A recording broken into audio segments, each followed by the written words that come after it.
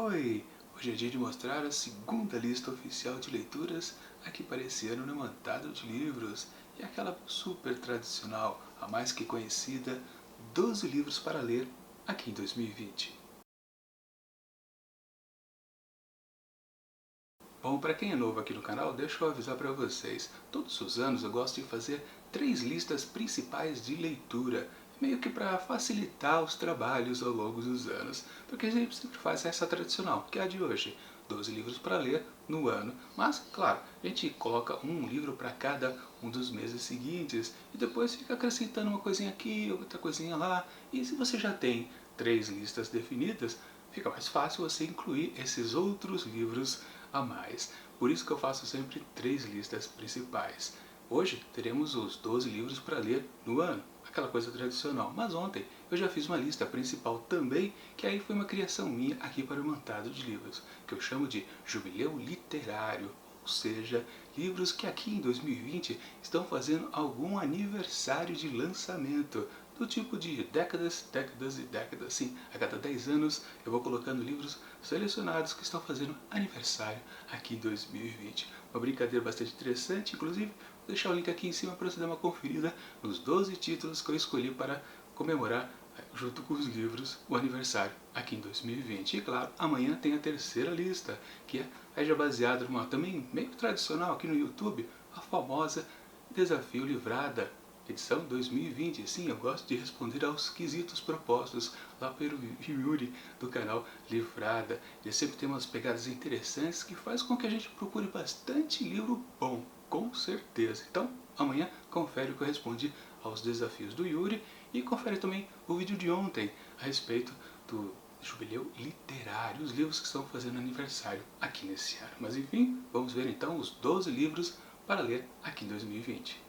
Bom, para começar, um livro que eu já li, mas eu não lembro exatamente quando foi, quantos anos atrás, e exatamente se foi obrigado ou não. Naquelas questões escolares que eu digo, né? Lá na aula de língua portuguesa, você é obrigado a ler alguns clássicos. Sim, é um clássico nacional que eu tenho aqui para mostrar para vocês, e eu lembro muito bem, mesmo que não tenha sido por imposição, foi por puro prazer a leitura, eu tenho certeza que lá naquela época eu gostei bastante. Hoje em dia, claro, não lembro muitos detalhes, mas ficou aquela sensação geral de uma boa leitura, um prazer realmente de ter lido, curtido toda a narrativa. E sempre que alguém pergunta, é um bom livro? Eu digo, sim, com certeza, pode ler que você vai gostar e vai sofrer um pouquinho também. Bom, eu me refiro a esse classicão aqui, ó, Vidas Secas, de Graciliano Ramos. Classicão com certeza que muita gente já leu e gosta de reler. Será a minha primeira releitura. Eu acho que eu cheguei a ver alguns trechinhos aqui e ali e não tenho mais, na verdade, a edição que eu li tempos atrás. Não sei onde ela se perdeu, porque o que me lembro não era um livro emprestado.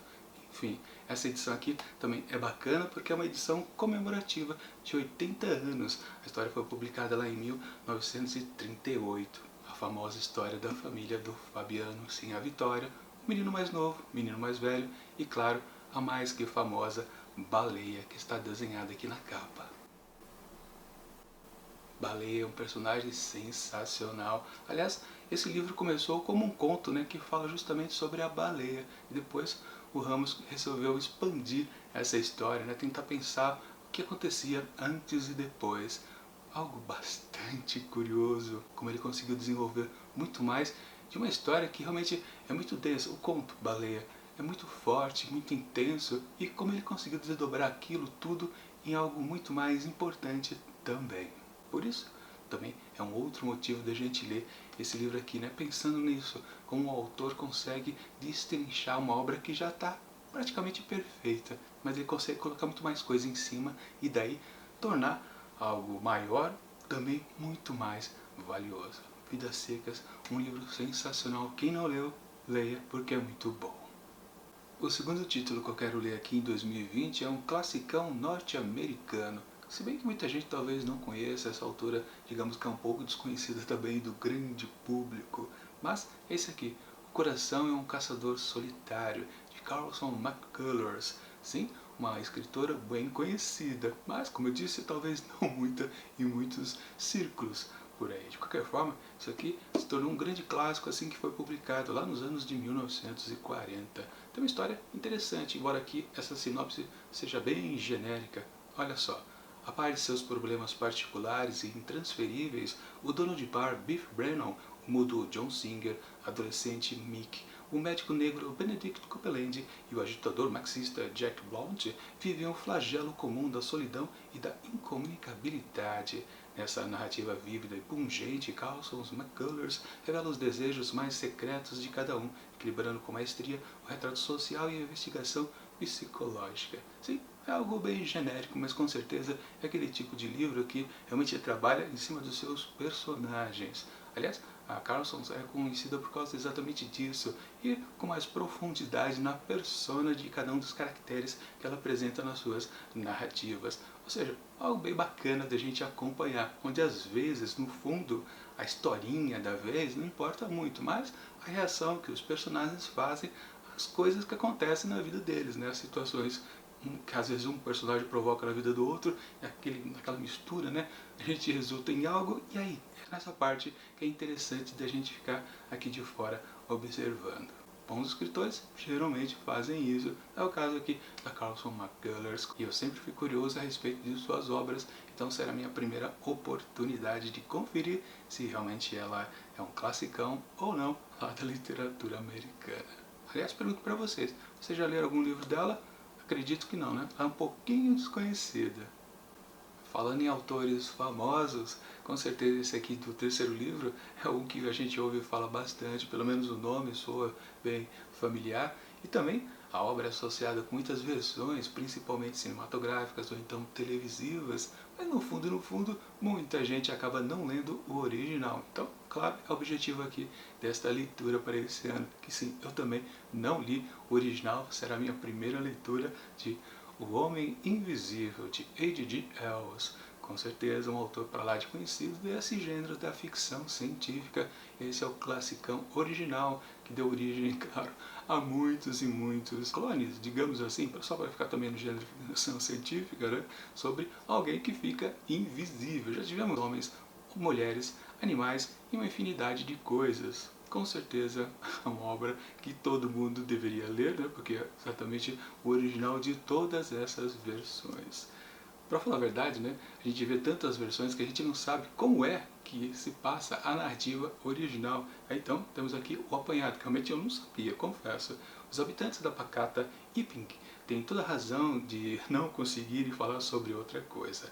O desconhecido que se hospedou na pensão local está sempre coberto da cabeça aos pés, com o rosto inteiramente envolto em bandagens. Além disso, chegou trazendo um verdadeiro laboratório portátil e um rastro de mistério, que aumenta ainda mais quando crimes começam a acontecer e quando se descobre que o homem é invisível. Aí tá, claro, o que a gente sabe, pelo menos, né? E diz aqui na continuação, né, sucesso desde a publicação em 1897, O Homem Invisível é uma mistura saborosa de humor e ficção científica. Eu não sabia que tinha humor também nessa história, gênero que H.G. Wells ajudou a estabelecer e no qual se consagrou. Claro, ficção científica, né? Não humor. É também um belo livro sobre a solidão, a incompreensão e os laços entre os indivíduos e a humanidade. Ou seja, sim, no fundo, a história original tem muito mais coisas que a gente pensava que ela pudesse ter. Com certeza, mais uma boa análise sobre a humanidade, que é a coisa melhor que a gente tem a fazer lendo, traduzindo. A gente conhece a nós mesmos quando a gente parte para a literatura. Essa é a função da literatura. Não é só passar tempo não, entretenimento não, é um autoconhecimento com certeza. Mas eu pergunto, você já leu esse classicão original? Não várias versões por aí não. Já leu o original do H.G. Wells? E agora, continuando com a minha rouquidão inesperada, eu vou mostrar para vocês o quarto livro. Também ele está associado com o gênero que eu acabei de mostrar para vocês, que foi ficção científica. Aqui, algo um pouquinho mais moderno. Eu me refiro a esse livro aqui, de William Gibson, Neuromancer, um classicão também. Que, aliás, eu não sei nada a respeito dessa história, sempre fui muito curioso e, enfim, eu vou começar a ler o que ele produziu. E tenho que apelar aqui para a orelha aqui do livro para saber exatamente do que se trata essa narrativa. Considerada a obra precursora do movimento cyberpunk e um clássico da ficção científica moderna, Neuromancer conta a história de Case, um cowboy do espaço, do hiperespaço e hacker da Matrix. Como punição por tentar enganar os patrões, seu sistema nervoso foi contaminado por uma toxina que o impede de entrar no mundo virtual. Agora, ele vaga pelos subúrbios de Tóquio, cometendo pequenos crimes para sobreviver, e acaba se envolvendo em uma jornada que mudará para sempre o mundo e a percepção da realidade. Falando em realidade, né, com certeza, né, esse submundo da ficção científica, um subgênero, né, na verdade, do que é o cyberpunk, com certeza a realidade é completamente distorcida. De fato, né, essa história aqui é uma distopia, ou seja, aquele mundo futuro que não deu certo, né? Alguma coisa estraga tudo. Geralmente, né, o herói da vez tenta consertar ao final. Nem sempre isso acontece, ou ele sai muito bem de toda a sua tentativa. Enfim, é uma história que realmente eu estou curioso, não faço a mínima ideia para onde ela vai, com certeza. Aliás, também do subgênero cyberpunk, ficção científica, eu também nunca li nada, também será a minha primeira experiência com o autor, com o subgênero, com tudo. Mas, no geral, de ficção científica, eu gosto bastante. E para mim, claro, será muito bom. Ah, sim, e vale dizer uma coisa, né? Depois, o Gibson continuou essa história aqui com mais 2 outras publicações, o que ele acabou chamando de trilogia Sprawl. Que, aliás, já comprei os outros 2 livros, né, dentro de uma caixinha bonitinha da editora Aleph, e com certeza eu recomendo para vocês, para já que gosta de curtir uma trilogia assim direta, já Neuromancer é uma boa pedida. Vocês lembram que lá no começo do vídeo eu comentei que eu gosto de ter 3 listas principais de leitura justamente para poder ao longo dos meses já ter opções, não precisar ficar procurando. Mas tem um tipo de literatura que eu gosto muito aqui no Matado de Livros de ler e de fazer as resenhas, que geralmente eu nem preciso colocar nas listas porque é a prata da casa, digamos assim. Mas esse ano eu resolvi colocar assim o título a respeito disso. E vem desse livro aqui, ó. Clássicos do conto russo, ou seja, uma coletânea de contos de diversos autores lá da Rússia. São 24 histórias aqui presentes. Bom, por que isso aqui está sempre presente no canal? Porque aqui eu gosto de desenvolver um grande projeto chamado Contos do Meio-Dia, onde de segunda a sexta eu faço resenhas individuais de coletâneas de contos, ou seja, eu destrincho completamente o livro, não faço uma resenha individual da coletânea, apontando gostei de 2, 3 contos, não gostei de mais 2 ou 3 e fica por isso mesmo, os que ficaram mais ou menos aí nem toco no assunto. Não, eu gosto de fazer resenhas individuais de todas as pequenas histórias contidas dentro de coletâneas. Portanto, segunda a sexta, a cada dia, uma coletânea diferente. Que, aliás, a edição 2020 começa dia 13 de janeiro, próxima segunda-feira aqui, para vocês conferir, começando com um livro da Clarice Lispector. Bem bacana. Aliás, vou deixar o link aqui em cima para você conferir quais são os 5 primeiros livros que eu vou estar fazendo resenha individual de cada uma das pequenas histórias no Contos do Meio-Dia. Agora, deixa eu abrir esse livrão aqui, que tem essas 24 histórias de autores russos, para exatamente descobrir o tamanho deste pequeno livrinho, que com certeza eu vou começar a ler lá pela segunda metade do ano, com certeza. Bom, logo de cara, deixa eu ver o tamanho aqui. 530 páginas, letras bem pequenas, ou seja, esse livro aqui em tamanhos normais, digamos assim, tem lá uns seus 700, 800 páginas, por aí, mas com certeza vai ser uma boa experiência de leitura. Confesso que não li ainda muita coisa dos russos, mas contos, pelo menos, já li alguns, com certeza, que alguns às vezes chamam de novelas, né, porque seriam um pouquinho extensas. Mas temos aqui, sim, são 2 contos para cada um dos autores aqui presentes. Então são 12, temos 24 contos, né? Temos o Pushkin, temos Gogol, Turgenev, Dostoiévski, Tolstói, Leskov, Tchekov, Gorky, Bunin, Andreev, Bulgakov e Babel ao final. Sim? De maneira assim, bem por cima, eu acho que nenhum desses textos aqui eu já li, o que é bem bacana, coisa inédita, é bom de ter dentro do projeto Contos do Meio-Dia. Às vezes, claro, eu releio algum conto e tento fazer uma abordagem diferente, mas de qualquer forma, passando o olho aqui, realmente todos será a primeira leitura desses textos aqui de escritores russos. Aí já faço a pergunta para vocês, né? Vocês gostam de literatura russa? É bem complicado às vezes os nomes principalmente, né? Mas eles têm uma pegada realmente sensacional, daí que eu já comentei nos livros anteriores, né? Da persona, de cada um dos caracteres que eles colocam nas histórias, né? Aquela grande visualização do que eles estão pensando, como eles reagem aos fatos, enfim, na literatura russa isso é um ponto-chave, com certeza. Vou me divertir bastante com isso daqui. E se a literatura russa já é um pouco longe da gente, vamos nos afastar mais um pouco para o outro lado do mundo, com a literatura japonesa, aqui com Voragem, do senhor Junichiro Tanizaki. Coisa que eu também não li nada, leio muito pouco, aliás, não, eu não li nada de literatura japonesa, não, exceto dentro do projeto Contos do Meio Dia que eu acabei de comentar, né? Eu li uma coletânea de contos de Kazuo Ishiguro chamada Noturnos, onde todos os contos é a respeito de musicistas. Sim, a música está presente em todas aquelas pequenas histórias. Foi uma experiência razoável, interessante. Eu achava que ia ser um pouquinho melhor, eu ia gostar um pouco mais, mas de todo modo eu gostei bastante. Porque sim, a literatura japonesa também tem a sua particularidade forte, como também tem a literatura russa. Tem uma pegada, um jeito de contar as histórias um pouquinho diferenciada. Isso fica bem evidente quando a gente começa as histórias. Bom, Voragem, desse autor japonês aqui, o Tanizaki, eu nunca ouvi falar, descobri aqui. Aliás, daqui a pouco eu falo de onde vem esse livro, mas deixa eu falar um pouquinho a respeito da história da vez. No centro da trama está Sonoko Kakiuchi, uma jovem casada que frequenta um curso de artes. Nas aulas, ela conhece Mitsuko, uma colega de beleza estonteante por quem se vê perdidamente apaixonada. Sem conseguir frear seu desejo arrebatador, Sonoko se aproxima em uma pretensa relação de amizade e forja um contato cada vez mais íntimo, despertando rumores ao seu redor. Mitsuko, por sua vez, é implacável e não tarda em enredar sua amante em uma trama de chantagens. Voragem é uma obra-prima sobre amor e traição, verdades e mentiras, prevenção e ciúmes. Ou seja, um coquetel bastante interessante aqui também de características para lá de humanas. Eu vou falar a respeito daqui desse livro. Esse livro eu consegui através daquela caixa mistério chamada Tag Experiências Literárias, Tag Curadoria, que eu gosto sempre de chamar de caixinha azul. Se vocês não conhecem, essa tag é na verdade uma caixa mistério, ou seja, a gente compra a caixa mensalmente e não sabe exatamente qual livro que estará lá dentro.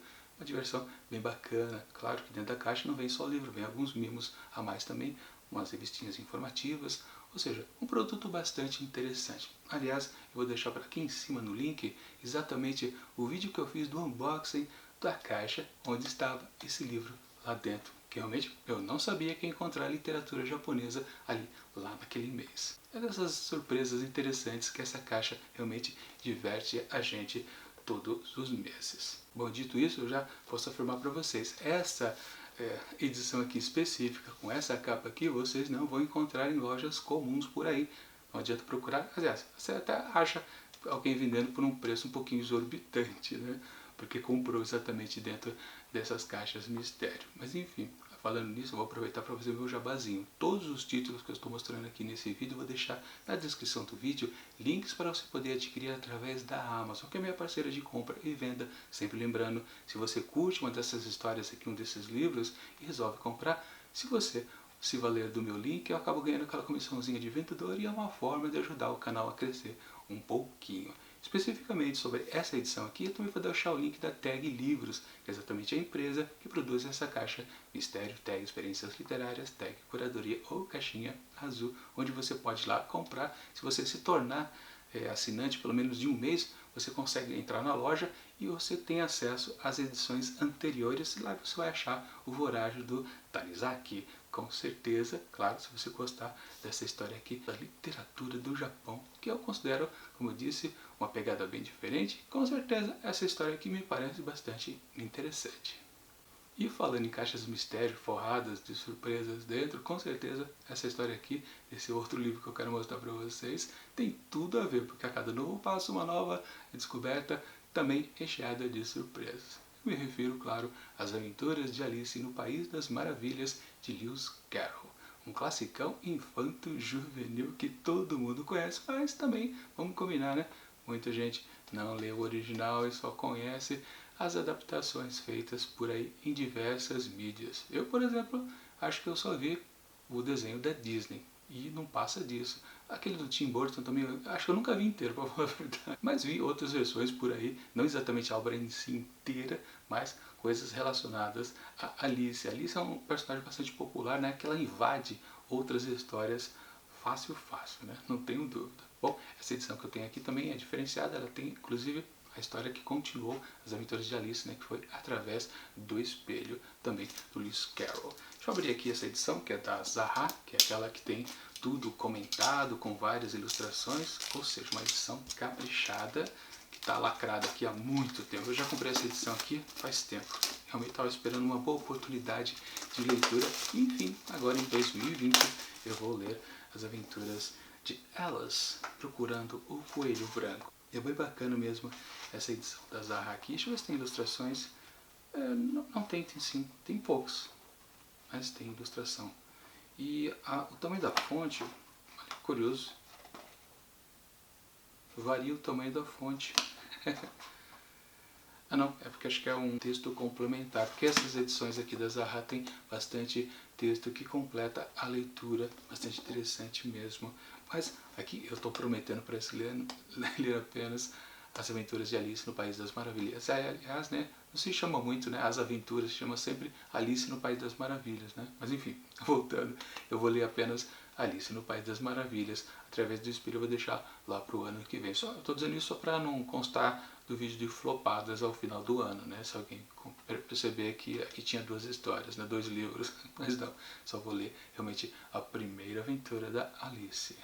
Não vou passar disso. E vamos voltar agora para a literatura brasileira, dessa vez com um autor contemporâneo, fugindo um pouco dos classicões.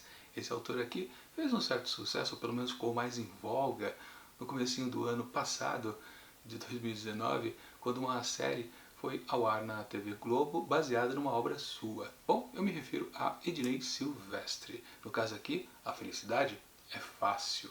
E a obra que foi feita uma versão televisiva no ano passado foi Se Eu Fechar os Olhos Agora. Eu cheguei a ver o começo da série, depois eu parei, não sei por que motivo, eu não consegui ver os últimos episódios, até não descobri qual era o mistério, não sei quem era o autor lá dos assassinatos que aconteciam lá naquela narrativa.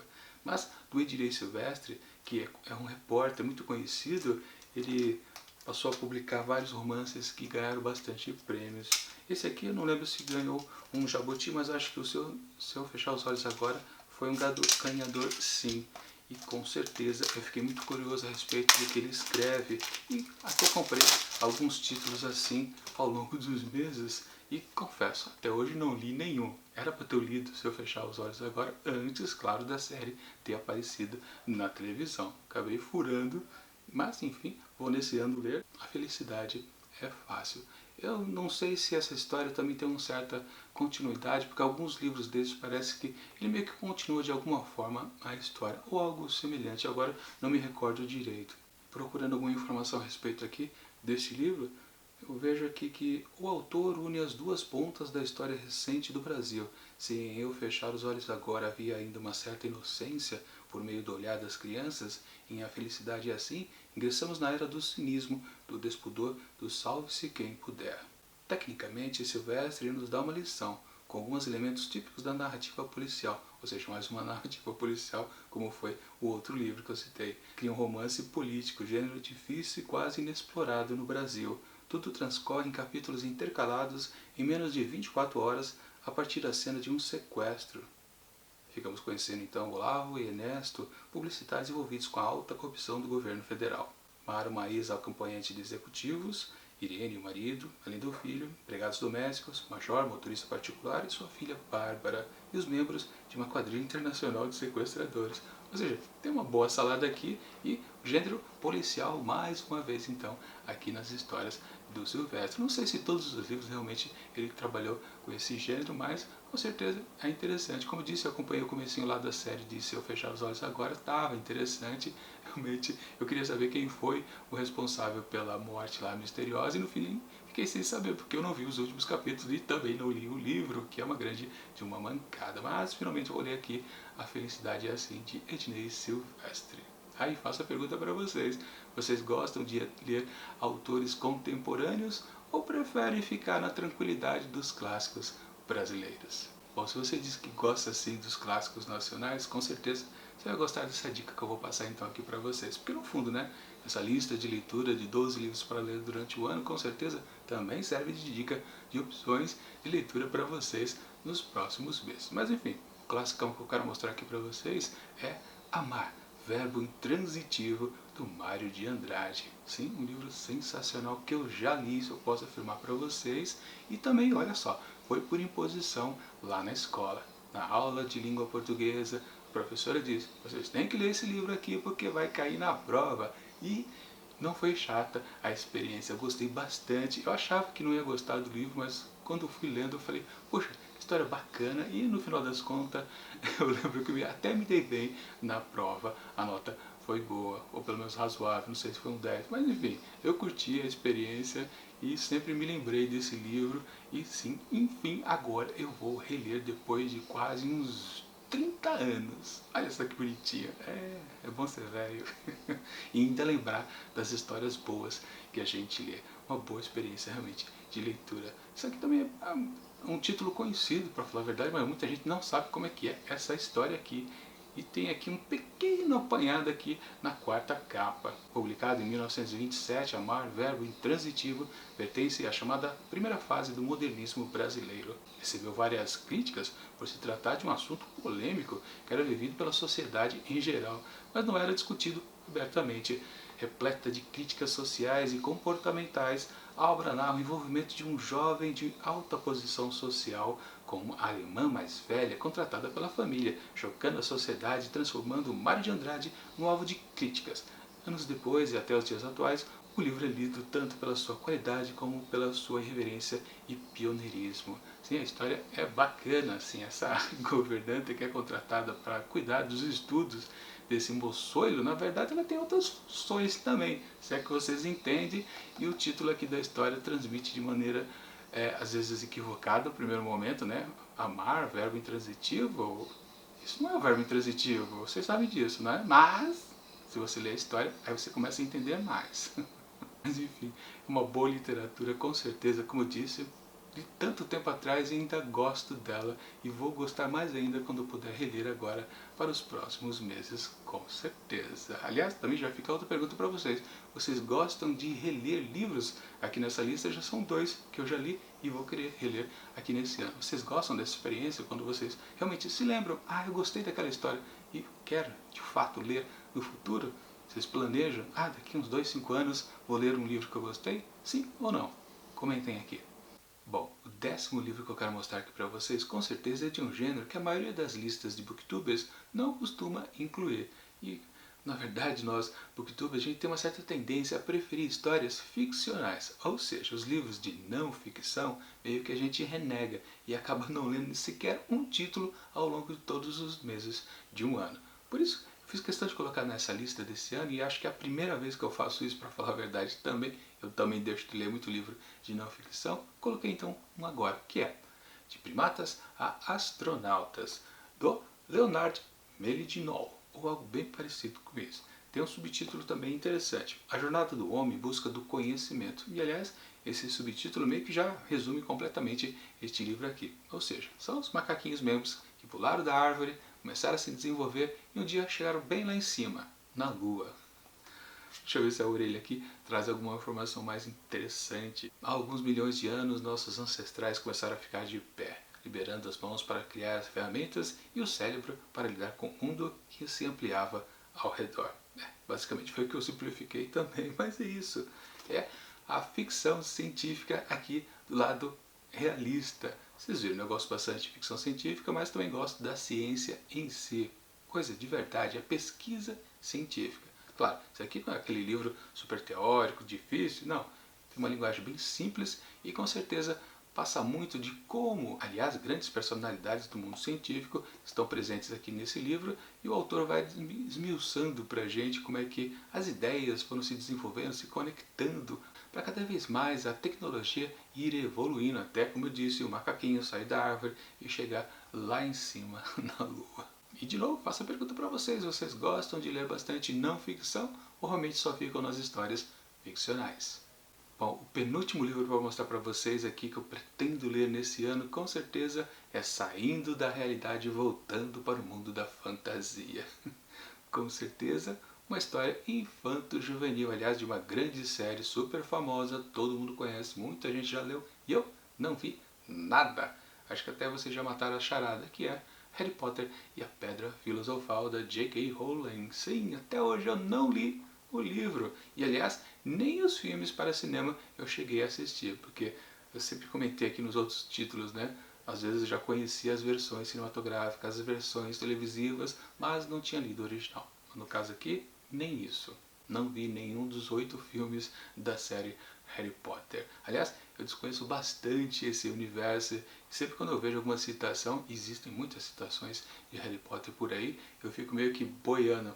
Eu até percebo que tem a ver com Harry Potter, mas realmente eu não consigo fazer conexão nenhuma com a história. Claro, se eu não li, não tem como conectar, mas pelo menos eu ainda consigo captar que faz parte desse grande universo que muita gente conhece por aí, fica fazendo citação meio ao acaso, e eu penso, tô boiando, eu preciso ler um dia realmente Harry Potter.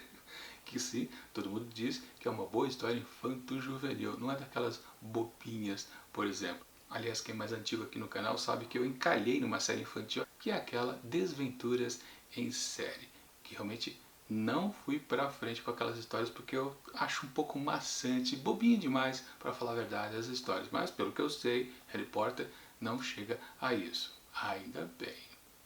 E para fechar essa lista de 12 livros que eu pretendo ler aqui em 2020, esse título é daquele que você pensa, por que eu não li ele antes? Por que eu não fui curioso? Por que eu não fui atrás de mais obras desse referido autor?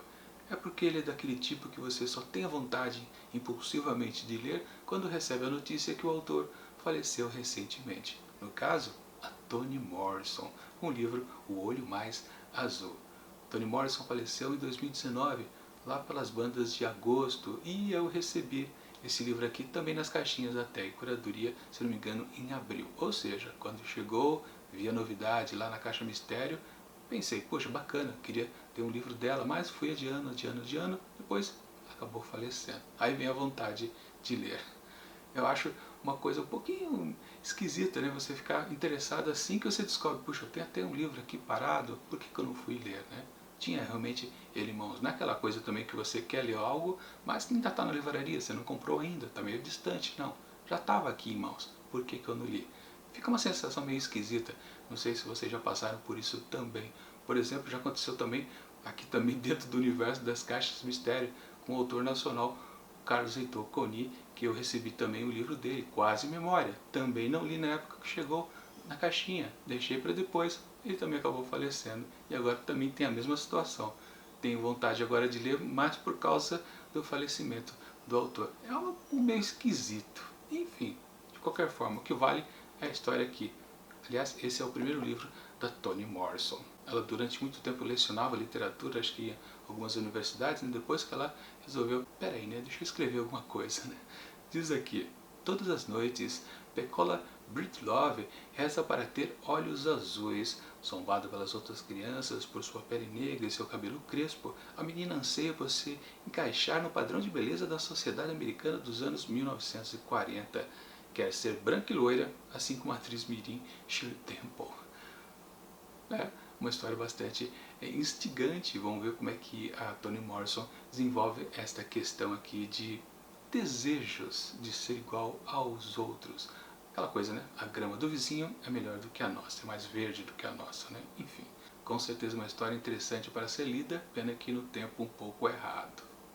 Bom, e aqui está o apanhado geral dos 12 títulos que eu pretendo ler aqui em 2020, sempre lembrando que essa é a segunda lista, ou seja, ontem eu já mostrei mais 12 outros títulos, como também amanhã vou mostrar mais 15, ou seja, não vai faltar assunto para eu poder ler de livros aqui nesse ano, e com certeza eu espero pelo menos não flopar muito, porque eu tenho uma tendência a flopar um pouquinho, mas enfim, vamos ver se eu consigo cumprir todas essas metas. Bom, amanhã a gente confere os 15 últimos títulos, baseados lá nos quesitos do Desafio Livrada. Tem bastante coisa interessante também, não percam esse vídeo. Mas enquanto o próximo vídeo não chega, eu deixo aqui do lado outras dicas de leitura também para o ano aqui de 2020. E tchau!